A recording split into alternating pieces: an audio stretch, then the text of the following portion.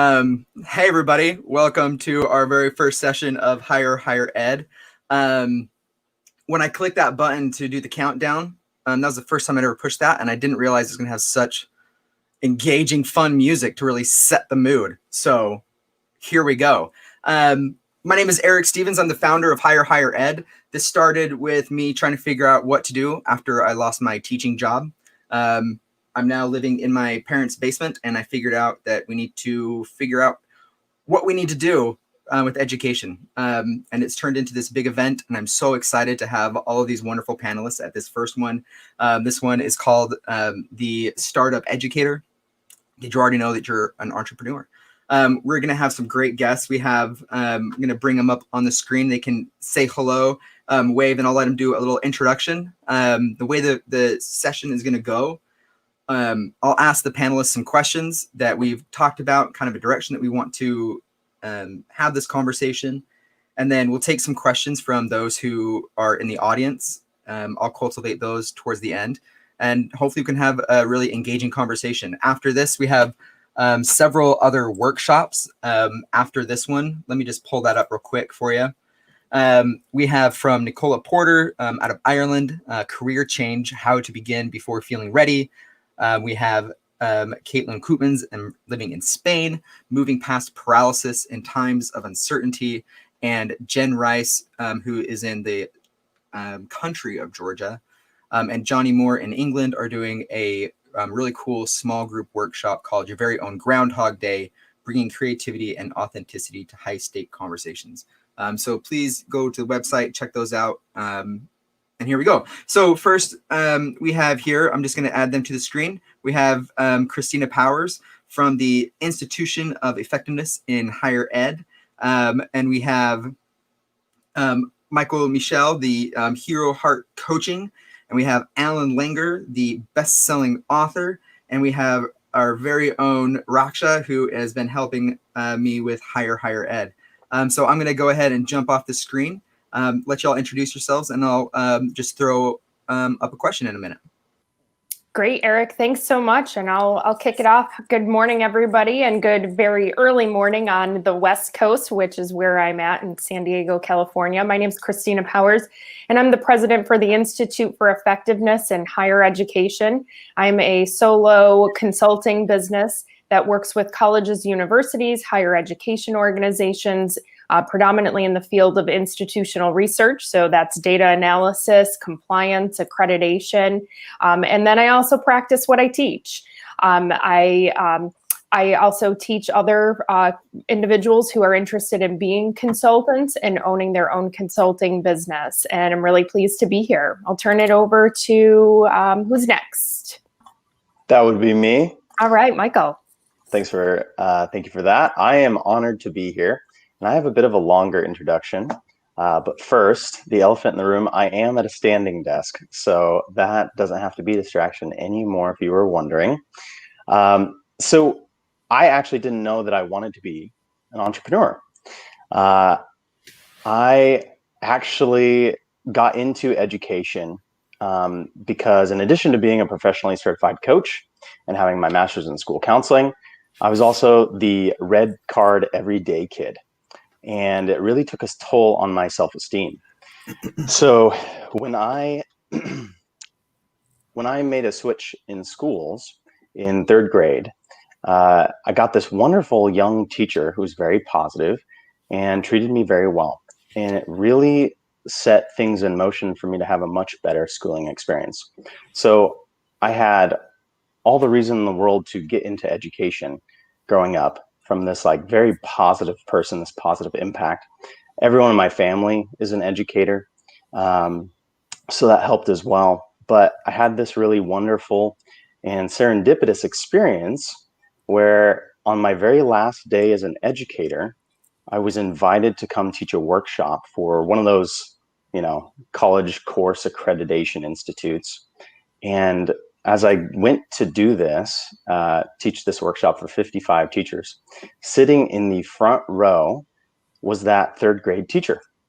And I got to experience this really lovely full circle kind of like wow experience. Like this person made such a huge difference for me. And now hopefully I can teach this workshop and make a huge difference for them, because I know they make a huge difference for kids. So that is kind of why I got into education in the first place. And it's the thing that I'm most excited about as a coach now that I'm an entrepreneur, is being able to help other people and support them, particularly educators. So yeah, that is where I'm at. I'm the Chief Transformation Officer of Heroes Heart Coaching, and I'm stoked to support you all on this journey. Awesome. I guess I'm next. Thanks, Michael and Kristina. So my name's Allan Langer. I actually am the CEO and founder of the 7 Secret Center for Sales and Marketing. I've been in sales, God, this thing is my 27th year if I go back to when I first started. And I wrote a book published in 2019 and became an Amazon bestseller. It was a sales book. And I wrote the book because being in sales for such a long time and realizing over the years as I got better and better, I became the #1 sales rep at Anderson Windows for about a decade nationally. And I realized I did that because I wasn't following the sales pitch that the companies train. And I realized, like, let me figure out what I'm actually doing. And when I sat down and did that, I realized that nobody wants to be sold. People love to buy stuff, but nobody wants to be sold. So that's the basis of my book. And I'm on this panel today because I love to teach and train. That's my teaching and training and writing are where my heart sings. And when I contacted Eric and he contacted me, we chatted about this. And all of you guys that are making this transition or you're looking to get out of higher ed and into the whatever industry or whatever you're doing, you're going to need sales experience. You're going to need marketing help. You're going to need to know how to do that stuff. And that's why I'm here to hopefully answer your questions and know that it's something that you don't need to be afraid of. People have this awful connotation of sales because they've been in front of so many bad salespeople. But sales is actually a very noble profession, because if you approach it from a helping perspective rather than a selling perspective, it can be very, very rewarding. So I'm glad to be here. And Raksha, you're up next. Hello, everyone. My name is Raksha Thammaiah. On a very crazy note, in trying to explore the pandemic, I encountered Eric and started off my journey with higher ed. I just said, okay, how can I help you with the event? And we did a bunch of conversations, and it ended up that I said, okay, you don't have experience running an entire event. I have done something offline. I've done multiple offline events, but this is my first virtual. Let's try it out together. So that's how I landed up in higher ed. And to tell you a little bit more about myself, by training, I'm an engineer, and I ended up getting drawn more towards product development, and that led me to start working with campus startups. One thing led to another, and it's the 5th year now that I'm running a consulting firm, which is more like a boutique consulting, but we work exclusively with higher-end software technology-based products, and more. That's like the most of our clients, but we also work with manufacturing, small industries, medium-scale industries, and everything. So we basically help people start off businesses or scale them after a certain level. And I also come from the research and academia background, and my research interests lie in strategy and innovation and entrepreneurship. So I'm basically here to tell all the educators that you guys are amazing, and you really no idea that you are already knowing a lot of things which you assume you don't know. Thank you. Thank you so much, everybody. I'm so happy to have all of you here. Okay, so let me just share a moment when I hit the job market, when I was laid off, and I would talk to people. Everybody told me, "Hey, everything is going to be okay." That was a really, really hard thing for me to hear as a person who's being laid off, coming from someone who had a job, right? But I've learned, especially through talking honestly with all 4 of you, that I as an educator have value, and that there are things that I can do. And so here's the question that I have. Like, everybody out there is saying, hey, everything is going to be okay. Why do educators specifically have a good reason to believe that everything is going to be okay. I'll open it up, and then we'll move on to the next question in a few minutes. Yeah, I can kick us off for a minute. I think probably just about everybody on this call, I'm going to guess, has an advanced degree.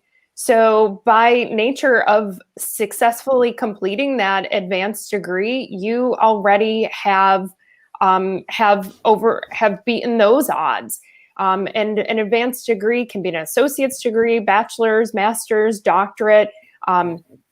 So you already have a lot of knowledge and information. I encourage you to think about your expertise. There's a phrase that I use a lot in my business is first use what you've got. What is your area of expertise that you can leverage? So for me, I've been in higher education for my entire career, about 20 years. And my background is research. While I have a doctorate in higher education administration, my background is in data analysis, research, taking tangly information and making sense of it. And so that's exactly what I did when I was building my business. And after having a consulting business as a side hustle for about 15 years, I realized, hey, this is more than just a hobby that I'm doing on the side here. Let me take that kind of what Allan said. Let me actually study myself and take and learn what I'm doing. And there's a reason why I'm spending time in that space. Let me stop there and turn it over to my fellow colleagues for their insights. Well, I can hop on from a more of an esoteric way, but from a personal experience, when COVID started, see, my business model after my book was written was I was doing a lot of speaking engagements, and then I would get my consulting clients from my speaking engagements. I'd get anywhere from 1 to 3 clients every time I gave a talk. So I had about, I think it was 7 or 8 speaking engagements scheduled for April and May, and then boom, COVID happened. Now I've got no speaking engagements, hence no clients. And it was like, oh my God, is everything going to be okay? And after about 24 hours of feeling sorry for myself, I was like, yeah, you know what? I'm the one who's going to make it okay. It's up to me to make it okay. The society is going to do what they need to do, and we're going to follow the guidelines. But you can sit there and be upset about stuff, and you can wallow in things that are not going your way, but you're the only one that's going to make it okay. And I completely pivoted my business model to obviously online stuff and started some virtual networking groups and really trained myself to do speaking like this online. Never did this before COVID. And now I do them probably 2 to 4 times a week. So you're the one that's going to make it okay. Figure out what you need to do that. And that would be my advice there. So when we talk about educators, they naturally have the instinct for research. And as Kristina was telling, they would have already achieved a master's degree or a doctoral degree. And a lot of effort goes into it. Definitely, it's not an easy cake. And the bunch of iterations you do with your thesis, the amount of time you spend with your research advisors, getting consult, and also if you're just a fresh graduate, that's how it's going to look like. And if you're a person who has already been teaching for quite some time, you would have spent a significant amount of time trying to channelize your ideas and convincing people that they need to listen to you.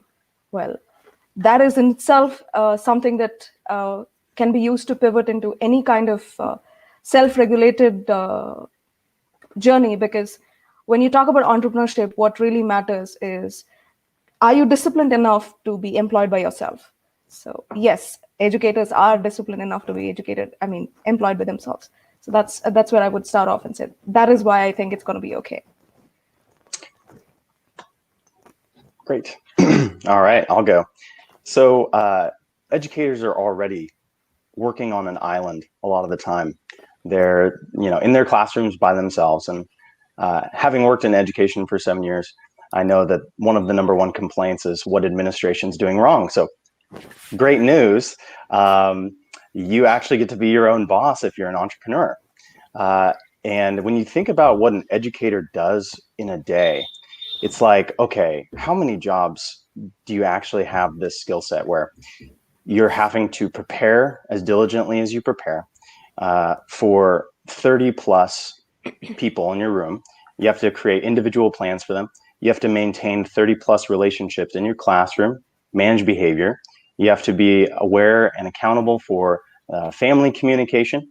You have to collaborate with other coworkers for scheduling purposes. You have to work with administration to create plans for young people. You have to be extremely organized. You have to be very precise with your time and your schedule. You have to deliver lessons in an attractive way, which if you made the jump into sales or marketing or writing or coaching or anything like that, that's a very important skill, is the ability to dilute down information in its simplest, most digestible form. So after leaving education, I worked in the tech industry for 2 years, and I would help train people to be hired by tech companies. And oftentimes, the people who had a background in education were some of my most successful students. And education or tech companies would actually put educator on the application. They'd say they wanted people with a background in education. So to say that you have all the skills necessary to be an entrepreneur or to change career paths is a wild understatement. Educators are probably actually some of the most desired employees that a private company could have. Thank you so much for these answers. I'm making notes, and here's kind of a common theme that I've pulled from this, is that like this idea that we are working on an island as educators, the idea that it is up to us to make it okay, and that we have those capabilities, and also this idea of empowering ourselves with all these things that we're able to do, and that key, I think, is you have to be able to study yourself, and that's a hard thing to do, I think, for educators, because we're so used to going into the room. And even if it's for those moments, like being the authority in that room and saying, this is how you do this thing. And now it takes a little bit of a humble step that I had to take personally to say, everything is going to be okay because I have value. I can't just walk into a room and assume that other people know what that value is. Like, I need to be able to talk about that and communicate that. And so Michael's last comment too kind of segued into a really good question that we have next, is right here, is how has your educational experience shaped the entrepreneurial roles you have right now? Because I'm trying to do this as I'm doing this. How has shaped? Don't worry, everybody. We'll get a really good question up there that doesn't have any errors. I think that's my MO right now for this whole thing, is, hey, you have an error, go fix it. So how has your entrepreneurial experience shaped your educational experience, shaped your entrepreneurial roles that you have now? Michael talked about some of the things that we do, classroom management, but what are some of those concrete things that you're able to connect?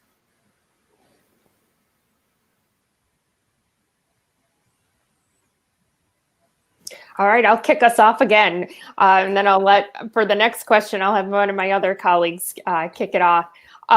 So my undergraduate degree, I triple majored, and that sounds really impressive, but I really didn't know what I was doing. So I thought, well, if 3 majors has to be better than one, and one of those surely has to be right. Turns out none of them were. Kind of, sorta. Political science, international studies, and international business. The political science part, that really was very helpful from understanding people and systems and interacting with folks. And then my master's and my doctorate are in higher education administration, and learning how to research. That certainly has served me well. But I think my common theme from that educational experience was, I don't know what skills that I was going to need. So I kind of dove into a lot of different areas, trying to put all of those puzzle pieces together. And I think in terms of being an entrepreneur, I'm the marketer, I'm the bookkeeper, I'm the invoice accountant person. I mean, literally, when you're a solo enterprise, you do 110% of all of it. You're the strategist. And so having that varied background, I think, has really helped me to tackle just about anything, because there's nobody else to delegate it to. I love Michael's comment of, complaining about administrators. Great news. You're now the administrator. So you can, and I'll throw in a little joke. Oh yeah, I can't, go to happy hour, the virtual happy hour. My boss is making me work till 5 today. All right, I'll kick it over to one of my colleagues here. I'll break the order up, if that's all right. Yeah. Can you go first again, Kristina? So it's what helped me in terms of my educational experience make the transition. So I didn't go way out of my depth, essentially. So I went from being, I was a teacher for a little bit and then a school counselor into being a coach. So it's a similar field, right? So that really helped. But the thing for, so I didn't go from like being a school counselor to running a restaurant, right? Whatever your skill set is, if you are considering the switch, then it's probably important to be somewhat realistic with what you love and the skill set you already have, right? That said, educators are teachers. They have their life is oriented around learning and curiosity. And the thing about entrepreneurship is that curiosity is such a powerful quality to hold, because going off of what Kristina said, you've got to figure things out for yourself. You've got to be willing to do some research, like, how do I use Zoom? How do I do invoicing? How do I do this? How do I do that? And as an educator, I hope that curiosity is one of the foundations of your personality. And asking yourself questions is probably the most powerful tool that you can utilize as an entrepreneur, because that's what you're constantly doing. It's not so much, okay, here's A and I have to get to Z. Like in a normal job, someone gives you that. They say, all right, here's A, get to Z, right? As an entrepreneur, you're going, what is A? How do I create A? How do I create Z? So you're creating the entire structure for your entire experience. And you have more than enough skill to do that, because how many times in a year do you get handed some new curriculum or some impossible task, or you get an influx of new students, whatever it is? You have to figure it out on the fly. You've got to try and fail and keep at it, because if you don't, there's 30 young people that are at stake that you're responsible for. So yeah, that's it. Moving on to Raksha or Allan. Go ahead, Raksha. I think I'll go last. You can finish off. I have a little more to talk. So when I first saw that question, for me, like I have not come from higher ed as an educator. However, I did work in higher education on the, I guess you would call it the administrative side. I worked in athletics for 15 years doing marketing and fundraising. So I've been on the higher ed feeling of it. I've been on campuses for Columbia University was one of them. And one of the things I enjoyed when I was doing that was I did teach some courses.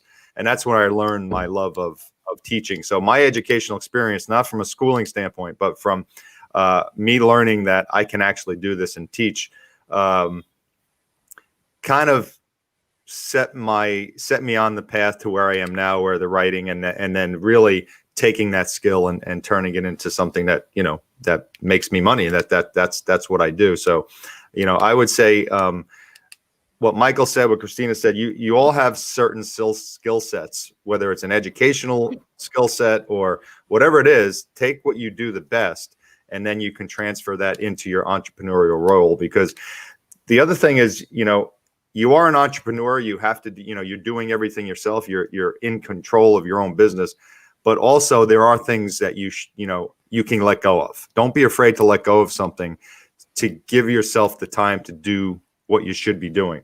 I always have this little mantra that I call it an IPA, not a beer. It's an income producing activity. If you're doing something during the day and it's not producing you income or it's not moving your business forward, stop doing it. And a lot of times that turns into, oh, you're all of a sudden you're doing something and boom, you get an Instagram notification. Now you're on Instagram for 15 minutes.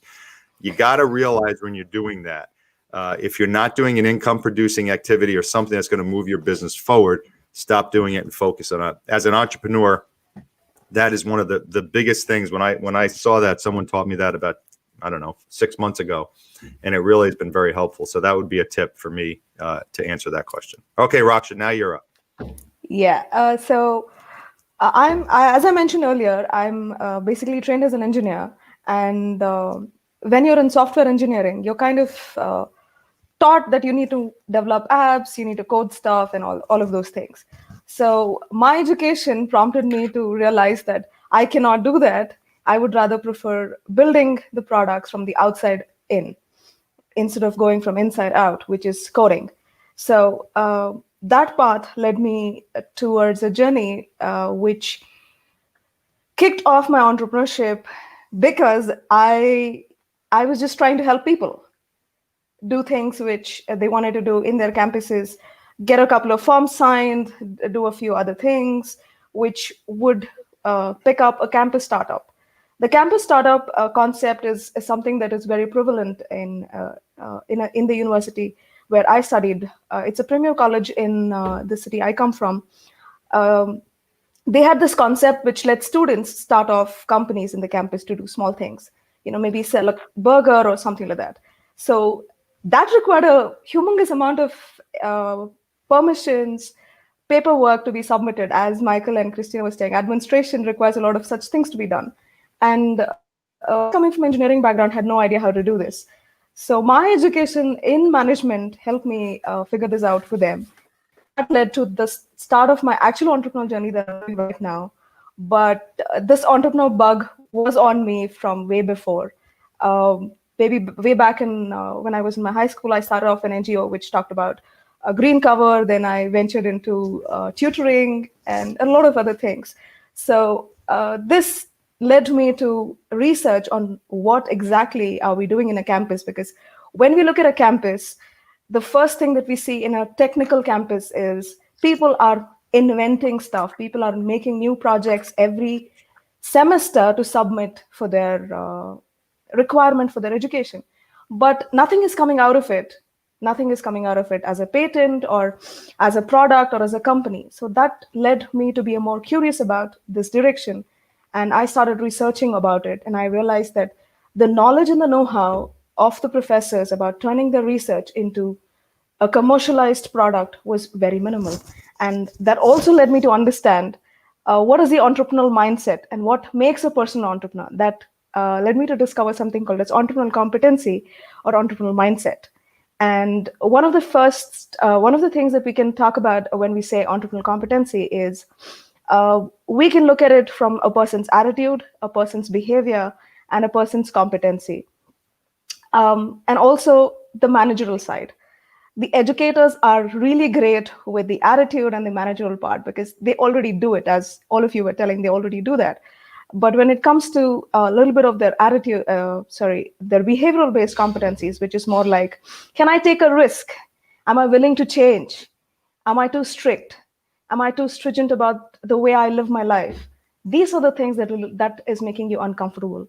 Here, I would like to share an example about one of the successful projects that I've looked in. Is a professor tied up with a student, and they started off a venture which was totally unlike what all of you are talking about here. It's not based on a skill set. It wasn't based on what he was already doing.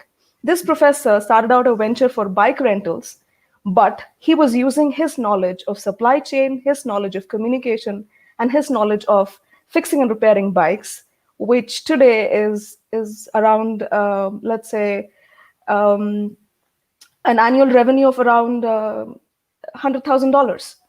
So that's a success story of a professor who really pivoted into something different.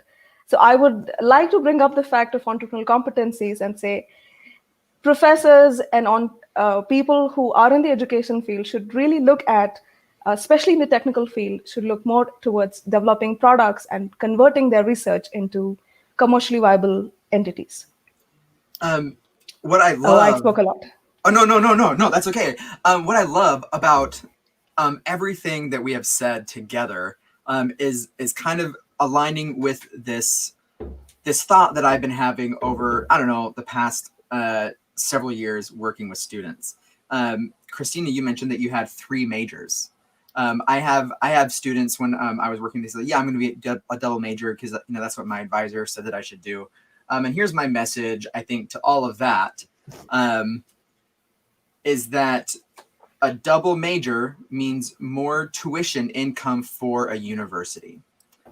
And so always ask somebody outside of your university if you should pursue more education. In this moment, this is not a question that we had, but it's one I'm going to throw up that I really want to kind of to play with this idea. I have so many people that are coming up to me and they're saying, yeah, this didn't work out, so I think I'm going to go get a master's degree in this, or I'm going to go get a professional degree in this. And my answer right now is more school isn't the answer. What you should be doing is stuff that you're talking about. And so, yeah, maybe just a brief moment before we get into this other question, like why do you feel that school isn't the answer for you, or for somebody if somebody to come up to you and say, should I go get another degree? What would you say? It's your choice. Go ahead, Raksha. I said, it's your choice. That's all I would say. It's your choice. Okay, Allan, let's do like some quick things. Like, what would you say, Allan? Well, I would say, I think the next big major upheaval in society is going to be the change in education. And I think it started with COVID, and you can be educated in a lot of different ways besides sitting in a classroom and getting a 4-year degree. And that's probably all I'll say about that. But there are things that you can never stop learning. Number one, I'll always keep learning, but I don't think you need to keep learning in a classroom. That's what I'll say. Yeah. Mm-hmm. I'll let you go last, Kristina, since you've so courageously jumped in first the last 2 times. So there is so much that doesn't require further formal schooling. There's so many possibilities. We cover 0.5% of what's out there with college education in terms of the jobs and careers people can have.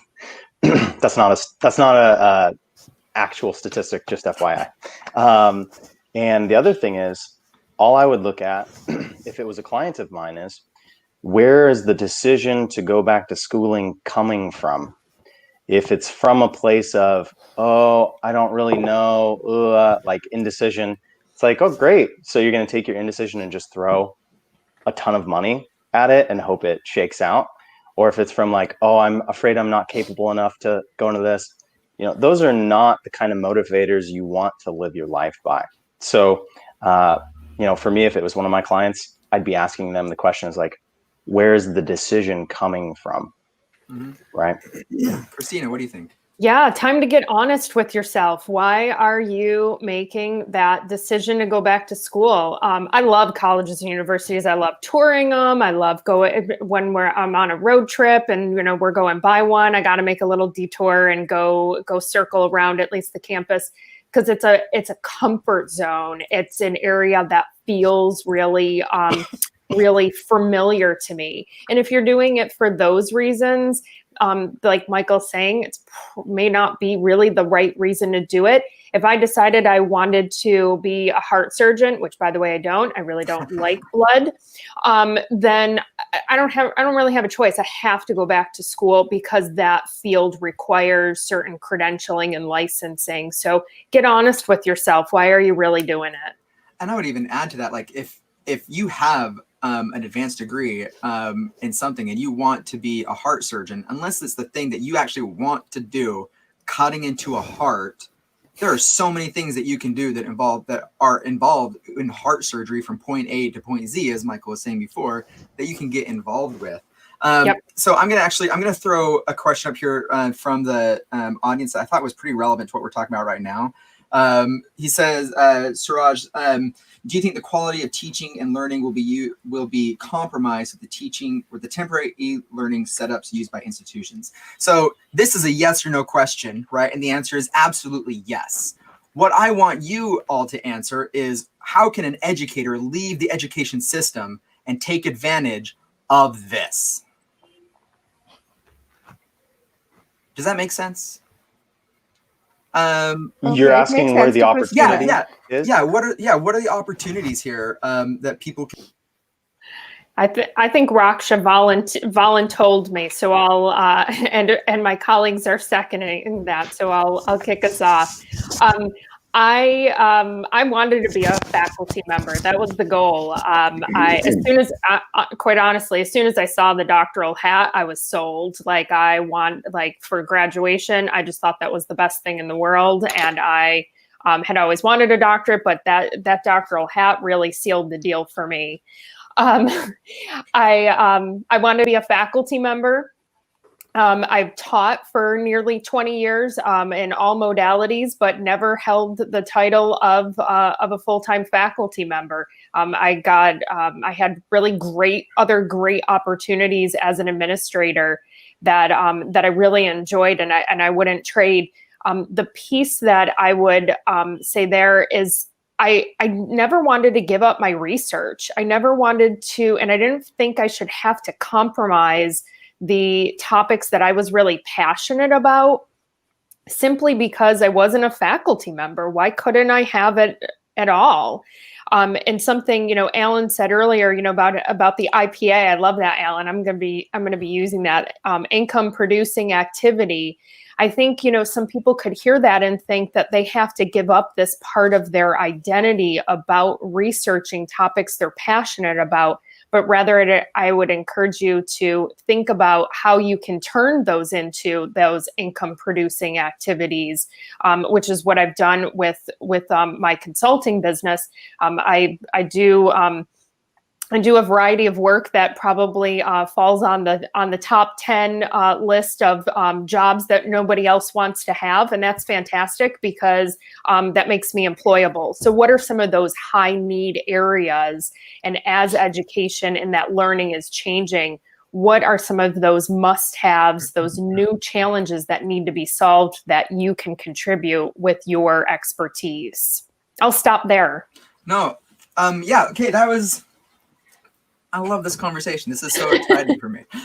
Okay, so the last question that we have as we're going into the Q&A, and so everybody make sure that you're submitting a Q&A. We're actually have a great, my last question was written as, what would you recommend an educator do who is like looking at the fall, like they have a job, right? But they're looking at the fall and it's horrible things are probably going to be happening in education.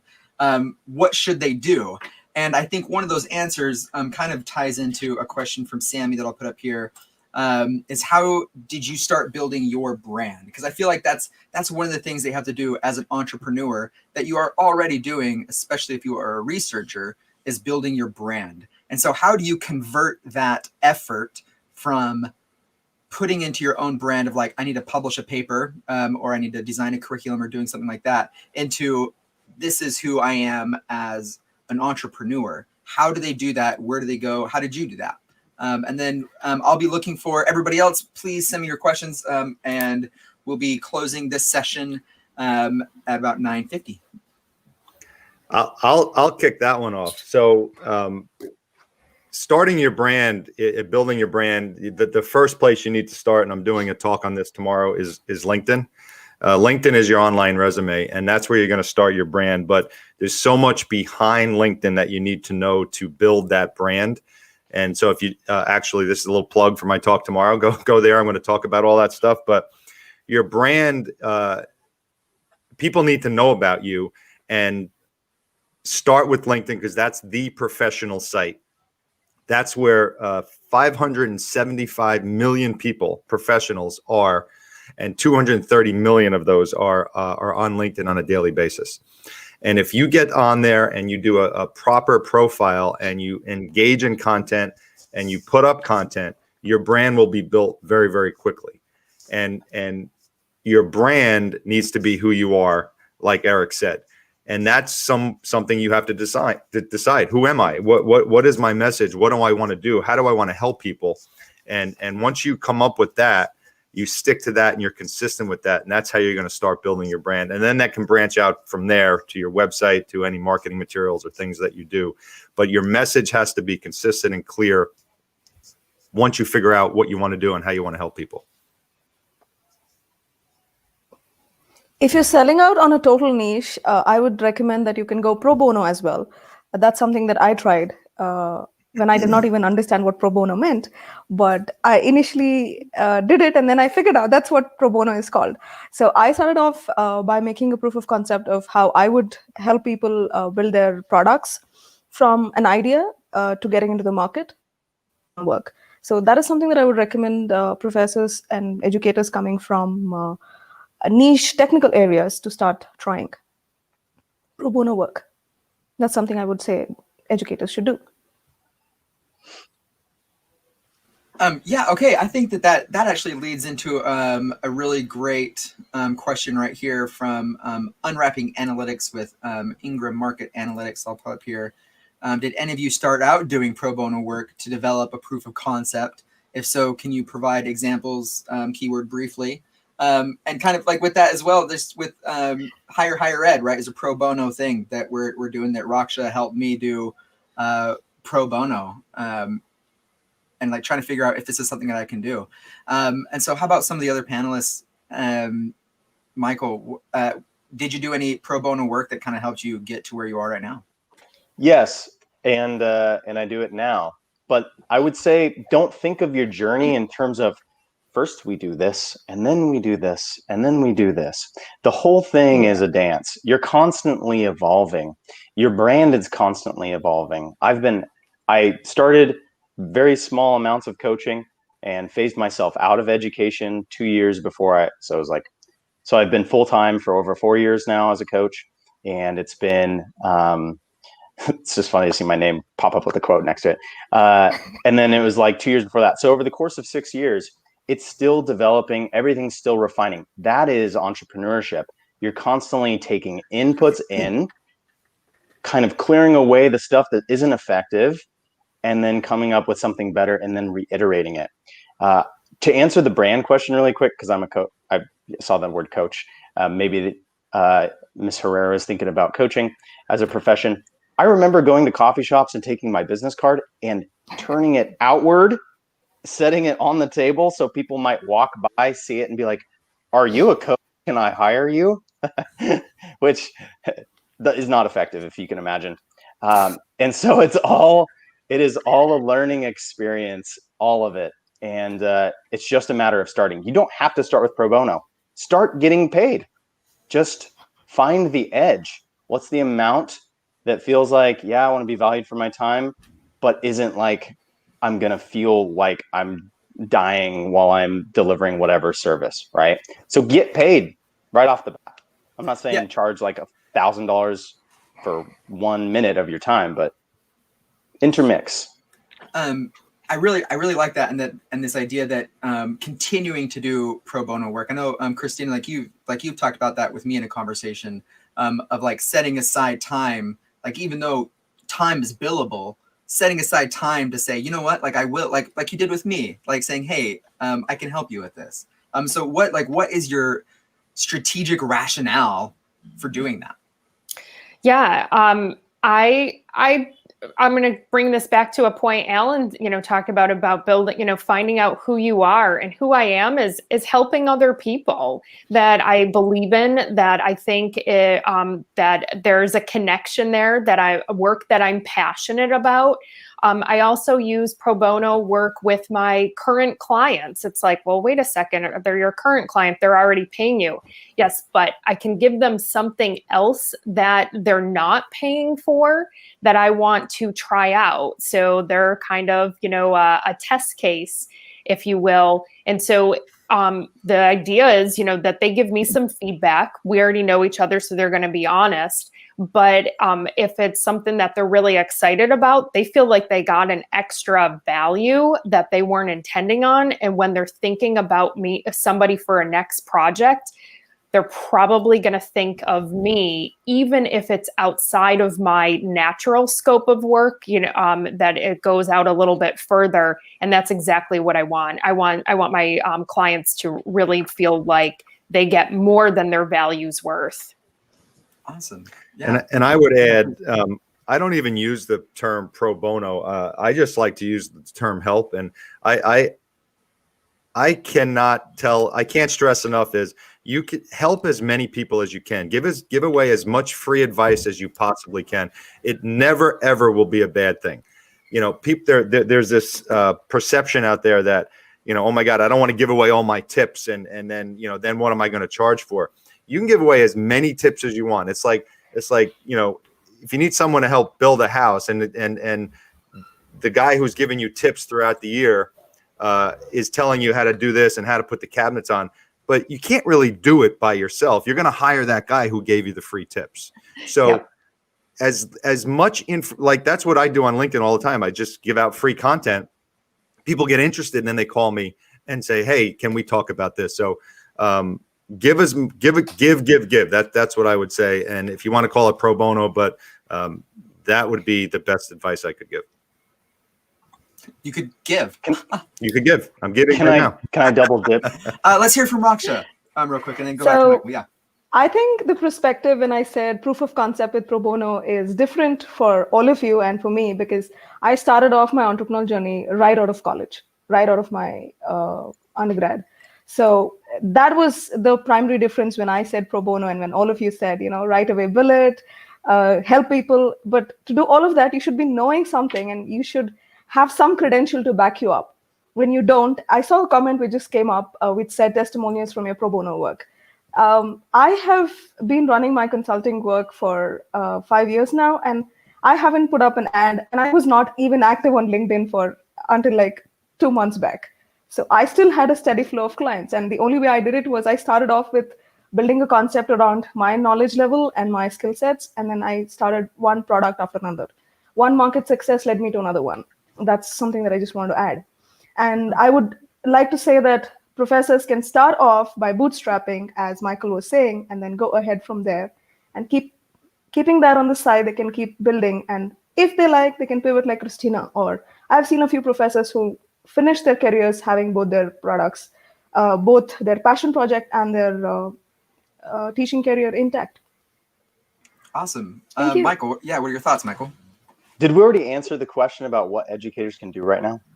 No, that's what that was our going into it. Yeah. So our last question before we're wrapping up is this one right here. That's a great segue. It's almost as if maybe we had kind of planned that. Like, what is one piece of advice, like right now in this moment before we wrap up, that you would give to an educator? Great. So I was already talking, so I'll just go forward with this. I'm hoping this is what I've helped many educators with as clients. Actually, through pro bono work, I've ran groups for educators pro bono, and I lead actually my first session with everybody's pro bono. I always give a complimentary strategy session, which you give away your best stuff is, I think, the idea that people don't hear a lot about. But my recommendation is really just a question. I hope this gives any educator who's considering the shift, I hope it gives you clarity. And I would write this question down. Which is worse, staying in education or leaving education? And as you answer that question, ask yourself a second question. Is this coming from, does this have a tone of fear to it or worry that I'm making the decision, like I want to escape? Or does it have the feeling tone of excitement and possibility, like I'm being called to something else? Ooh, great. Love that it says it right there. So Michael, Michel, I think that's probably my last question. Heroes Heart Coaching. Y'all can email me anytime at heroheartcoach@gmail.com. Peace. Yeah. Any other last comments from Kristina, Allan, and Raksha? And thank you, Michael. Well, I'll just finish up. A very practical piece of advice is get on LinkedIn. If you're an educator, I've heard from Eric that there's not a lot of educators on LinkedIn, and if they are, they don't really know what they're doing on LinkedIn. So I can definitely help you with that. But get your presence known on LinkedIn, start creating your brand, and figure out what you're good at. Yeah, worst case scenario, you find this awesome work that you never thought would be even in your career pipeline. And you can always, continue to apply for academic positions, higher ed positions, and kind of why not do everything? Why not, for me, why not have that triple major? So why not do your entrepreneur work and your faculty work, and see what comes of it. Raksha, what do you think? Last piece of advice. Last piece of advice is everyone out there has some skill set that they really are proud of. Everyone out there is happy about what they're doing. And everyone is surely going to sit down in any part of their day or their week, or maybe once a year at least, and say, okay, this is the only thing that makes me feel. I would say tap that a little more. See if that is going to actually bring you everyday happiness by pursuing it as a career. And if that does, go for it. You just have to go for it. Otherwise, you'll never know whether it's going to be something that you want or not. Yeah. All right. This is, thank you so much. This has been a beautiful moment, I feel. I'm going to kick you all off the screen as I'm playing with this. I'm going to wave goodbye to everybody. Thank you so much. Hi, everybody. You all are wonderful. Make sure you check out the other sessions that we have as I remove these wonderful people from my screen here. Okay, so there we are. That was, I think, a success for our first session. I'm really kind of excited how well that went. Thank you so much for your participation, for the great panelists. Make sure you check out their resources they have available. I think that if I were to give you my one piece of advice right now in this moment would be to connect with people, whether that's, as Allan said, get on LinkedIn, which I recommend that you do. But what you need to do is connect with someone, because you need to know that there are other people who are going through what you're going through right now. And that's the whole point of this event, is to make sure that you know in a really real way that you're not alone doing everything that you're doing. Thank you, everybody. I'll see you soon.